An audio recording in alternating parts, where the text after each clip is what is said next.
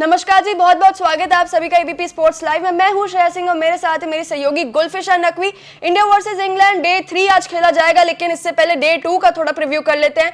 Indian team ने 471 का score रखा है। टोटल स्कोर जो इंडियन टीम ने बनाया वो 471 का है और वहीं अब इंग्लैंड की टीम चाहेगी कि इस स्कोर को हम कायम कर ले, ये स्कोर को हम आगे बढ़त बना ले। लेकिन इससे पहले अगर हम इंडियन बल्लेबाजों का बात करें, भारतीय बल्लेबाजों की बात करें, तो 3 सेंचुरी हमें देखने को मिली। एक यशस्वी जायसवाल के बल्ले से, शुभमन गिल के बल्ले से और ऋषभ पंत के बल्ले से। ऋषभ पंत की अगर हम बात करें तो इतने दिनों बाद सेंचुरी उनके बल्ले से देखने को मिली है। उन्होंने 134 का स्कोर बनाया, जिसमें 12 चौके और 6 छक्के उन्होंने जड़े हैं। और वही जैसे ही उन्होंने सेंचुरी लगाई, उनका वो मूवमेंट हमने सेलिब्रेशन देखने को मिला जो हमें आईपीएल में देखा था। जिस तरह से उन्होंने आईपीएल में सेंचुरी लगाने के बाद सेलिब्रेट करता, वही हमें कल सेम मूवमेंट कल देखने को मिला जब उन्होंने सेंचुरी लगाई, शुभमन गिल को गले लगाए। और एक चीज और अगर आपने नोटिस करी होगी कि कमेंट्री बॉक्स में बैठे सुनील गावस्कर सर ने सुपर सुपर सुपर बोला है। ये क्यों बोल रही हूँ? क्योंकि बीजीटी में हमने सुना था स्टूपिड स्टूपिड स्टूपिड। तो ऋषभ पंत की ये परफॉर्मेंस से सब खुश है और काफी लोग इसमें अपनी प्रतिक्रिया भी सामने रख रहे हैं। ऋषभ पंत ने कई ज्यादा रिकॉर्ड्स भी खड़े कर दिए। जी बिल्कुल, जैसे आपने बताया ऋषभ पंत उपकप्तान वाइस कैप्टन, जिनसे सभी को बहुत उम्मीदें थी और इंतजार था,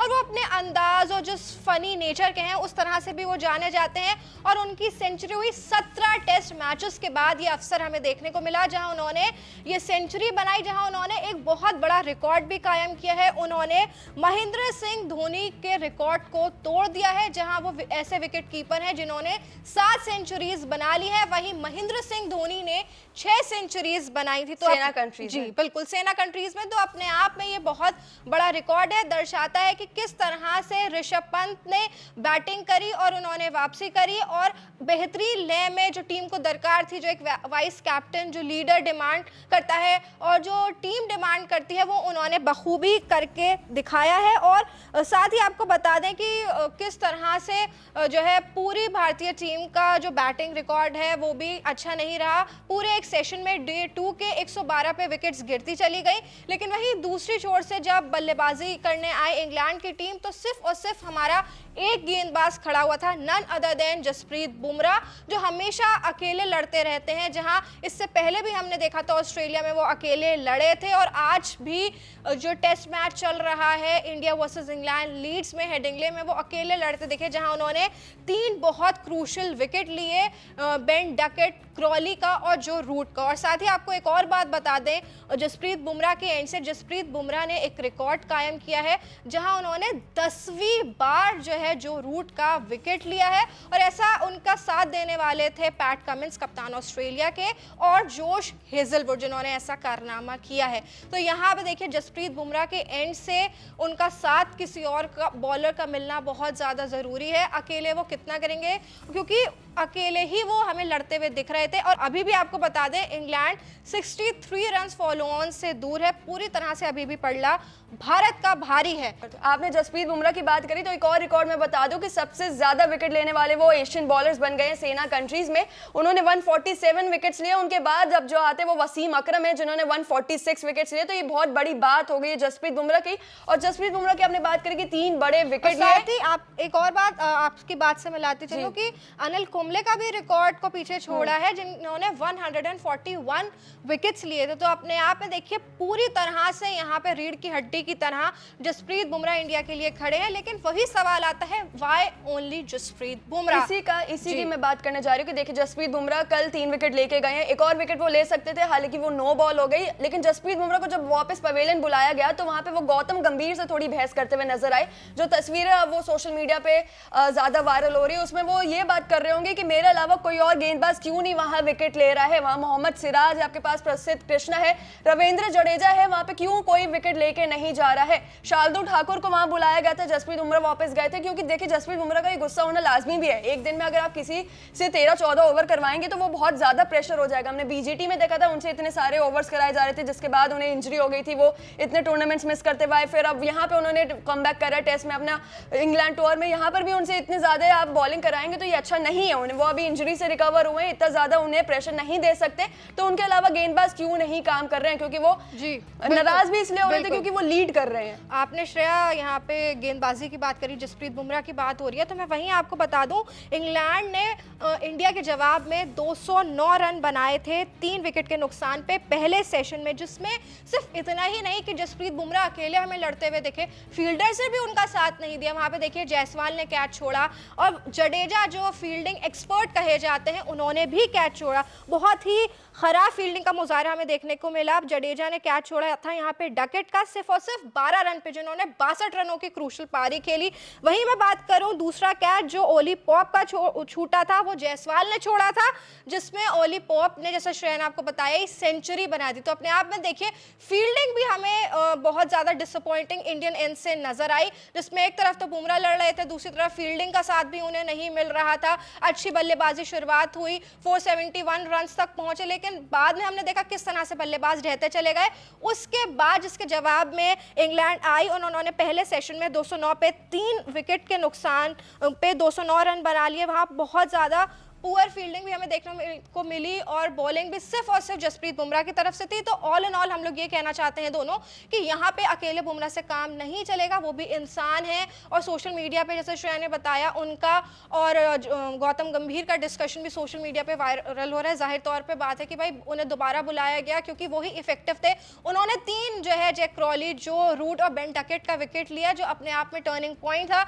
जो रूट का विकेट लेके 10वीं बार उन्होंने ये साबित कर दिया कि वो कितने इंपॉर्टेंट। और इतना ही नहीं, एंडरसन जो किया करते थे विराट कोहली के साथ में, उनके विकेट्स लेते थे, उन्हें फंसाते थे, ठीक वैसे ही हमें जसप्रीत बुमराह के एंड से दिख रहा है जो रूट के लिए कर रहे हैं। देखिए अब वेदर कंडीशंस की भी बात कर लेते हैं। जिस तरह से हमने डे 2 में देखा था ड्रिजलिंग हो रही थी, लेकिन आज का वेदर रिपोर्ट जो निकल के आ रही है वो 65% जो वहां पर है बारिश का अनुमान लगाए जा रहे हैं। तो इससे दिक्कत होगी इंडियन टीम को, क्योंकि हमने देखा था पहले दिन इंडियन टीम डोमिनेटिंग उसमें थी, लेकिन अब जो है उसके डे 2 के बाद वो थोड़ी सी ढल गई, विकेट्स गिर गए। लेकिन अब यहाँ पे अगर कल के दिन डे 2 के दिन अगर हमारे पास 4 विकेट भी होते तो ये भी था कि कमबैक कर सकते हैं, लेकिन यहाँ पर अभी हमारे पास सिर्फ 3 विकेट है और ऊपर से अगर बारिश हो गई तो यहाँ पे फायदा इंग्लैंड टीम को होगा। जी, लेकिन बिल्कुल देखिए यहाँ पे एक ये चीज तो साफ तौर पे तय है कि कंप्लीट वॉश आउट नहीं होगा, क्योंकि लाइट रेन रहेगी, मॉडरेट ब्रीज रहेगी, जिसमें 22 degree Celsius with low of 10 degree Celsius. तो मतलब इतना मैनेजेबल है ये मौसम का हाल है, क्योंकि पूरी तरह से वॉश आउट नहीं होगा। लेकिन वहीं हम आपको बता दें कि जो ओवरकास्ट कंडीशन है और जो रेन के चांसेस हैं, उस वजह से बॉल स्विंग होगी और सीम बहुत ज्यादा करेगी, जो कहीं ना कहीं इंडियन बॉलर्स को फायदा कर सकता है। तो ये एक ऐसी सिचुएशन है जहां सीम और स्विंग होगी तो भाई जसप्रीत बुमराह जो हर सिचुएशन में अच्छा कर रहे हैं, जब यहाँ जैसे ही परिस्थितियां वेदर के हिसाब से, जब जो बाकी बॉलर्स हैं वो भी उनका साथ देंगे, जो सीम और स्विंग होगी उसको हर लिहाज से परखेंगे, जानेंगे और अच्छा करेंगे, तो कहीं ना कहीं टीम इंडिया के लिए भी अच्छा रहेगा। क्योंकि देखिए अकेले बुमराह पे बार बार सवाल इसलिए आ रहा है क्योंकि वो ही हमें लड़ते हुए दिख रहे हैं। यहाँ पे हमने बताया वेदर कंडीशन, श्रेया ने बताई, मैंने आगे का बताया, तो पूरी तरह से वॉश आउट नहीं होगा। हल्की हल्की बारिश रहेगी जो पूरी तरह से मैच को मतलब नहीं रोकेगी, लेकिन यहाँ पे सीम और स्विंग होगा जिसका बखूबी फायदा बॉलर्स को उठाना पड़ेगा। अब आपने बात करी वेदर रिपोर्ट की, तो इसके बाद हम बात करते हैं पीसी की, जो कल हुई थी डे 2 के बाद। इंडियन टीम की तरफ से इंडियन बैटिंग कोच आए थे सुधांशु कोटक, उन्होंने जो अपनी पीसी में बोला वो मैं आपको बताती हूँ। उन्होंने देखिए 2 ऐसे लोगों की तारीफ करी है जो काफी अच्छा बल्लेबाजी करके गए। एक तो हमारे कप्तान सर शुभमन गिल और दूसरा वाइस कैप्टन ऋषभ पंत। उन्होंने कहा कि जिस तरह से इन दोनों ने बल्लेबाजी करी है इससे काफी फायदा हुआ इंडियन टीम को। शुभमन गिल के उन्होंने बोला कि देखिए बीजीटी के बाद शुभमन गिल काफी प्रैक्टिस कर रहे थे अपनी बैटिंग, उसमें इंप्रूवमेंट में वो काफी प्रैक्टिस कर रहे थे, जिस तरह से वो बल्लेबाजी करेंगे। आपने एक बात गौर करी, जिस तरह से पीसी में उन्होंने बोला, दोनों की तारीफ करी, इस तरह से वो दिख रहा था कि किस तरह से वो हौसला अफजाई कर रहे हैं, बोल रहे थे, बैक कर रहे थे कि हमारे कप्तान और उप कप्तान जो सवालों के घेरे में थे, चाहे वो शुभमन गिल हो चाहे वो ऋषभ पंत हो, कि भाई फॉर्म में नहीं है और जो है नई टीम है कैसा करेगी, लेकिन देखिए कितना बेहतरीन कर रही है। उन्होंने ऋषभ पंत की भी तारीफ करी, इतने टाइम बाद उन्होंने सेंचुरी लगाई, वो काफी अच्छी बात है। काफी सवाल जो उन पे उठ रहे थे कि ऋषभ पंत परफॉर्म कर पाएंगे नहीं, उनको भी उन्होंने चुप करवा दिया। तो सुधांशु कोटक ने मेनली यही बोला कि अब हमारे गेंदबाज पे निर्भर करेगा जिस तरह से वो चिप इन करेंगे। कैप्टन और उप कप्तान ने अच्छा करके दिखाया है। और वहीं दूसरी तरफ अगर हम बात करें इंग्लैंड टीम की, तो बेन डकेट आए वहां पे, जिस तरह से वो भी 50 लगा के गए। उन्होंने तारीफ करी अपने पार्टनर ओली पॉप की, जिस तरह से उन्होंने सेंचुरी लगाई, जिस तरह से उन दोनों के बीच पार्टनरशिप हुई, तो उन्होंने बेन डकेट ने ओली पॉप को प्रेस करा। वहीं उन्होंने जसप्रीत बुमराह की भी तारीफ करी कि जिस तरह से वो इतने डेंजरस गेंदबाज है भारतीय टीम के, उससे काफी लोग सहम जाते हैं। और जो एक ओवर हुआ था जिसपे वो बेन डकेट को खेलने नहीं दे रहे थे, उसपे भी बेन डकेट ने बोला कि काफी क्रूशियल ओवर हो गया था, वो काफी मैं घबरा सा गया था वो देख के, जिस तरह से जसप्रीत बुमराह अपनी ड्रीमी थिंग कर रहे थे, जिस तरह से वो अपनी गेंदबाजी करते हैं वो काफी अच्छी थी। तो ये था बेन डकेट ने मेनली जो जसप्रीत बुमराह की तारीफ करी वो हमने आपको बता दिया है। वहीं अगर हम बात करें चेस की तो वहां पे भी भारतीय परचम लहरा रहा है। गुकेश के बाद अब प्रज्ञानंदा ने भी कमाल करके दिखाया है। एफआईडी में वो टॉप पोजीशन पे पहुंच गए हैं और बहुत ही अच्छा उन्होंने यहाँ पे खेल का मुजाहरा दिया है। क्या कुछ आप आगे कहना चाहेंगे? Chess grand master Ramesh Praggnanandhaa जो है वो एफआईडी लाइव चेस रेटिंग में टॉप 5 में पहुंच गए हैं। उन्होंने वर्ल्ड चैंपियन भारतीय ग्रैंड मास्टर डी गुकेश को पीछे छोड़ दिया है। गुकेश जो है वो अब छठे स्थान पर रह गए हैं। वहीं अगर हम बात करें प्रज्ञानंदा की तो इस समय वो उज्बेकिस्तान के शतरंज के साथ अपनी प्रतियोगिता खेल रहे हैं, जिसमें पहले राउंड में ड्रॉ के बाद प्रज्ञानंदा ने दूसरे राउंड में शानदार वापसी की और उज्बेकिस्तान के शमिसदिन वोखिदोव को सफेद मोहरों से हरा दिया था। चलिए अब डे 3 की शुरुआत होगी कुछ ही देर में। वहां हम यही उम्मीद करेंगे कि जसप्रीत बुमराह जो बेहतरीन लय में नजर आ रहे हैं, वन मैन आर्मी की तरह से पूरे इंग्लैंड पर हावी हुए हैं, जहां उन्होंने 3 क्रूशल विकेट्स भी लिए। वहीं उनको जरूरत है अपने सपोर्ट बॉलर्स की जो पूरी तरह से उनका साथ नहीं दे रहे। वहीं हम चाहेंगे कि उनका साथ मिले और बाकी बॉलर जो कंडीशंस हैं, वेदर कंडीशंस, बारिश पूरी तरह से वॉश आउट नहीं करेगी तो सीम और स्विंग का फायदा उठाएं, जसप्रीत बुमराह का साथ दें और जल्द से जल्द इंग्लैंड के बल्लेबाजों को आउट कर सकें।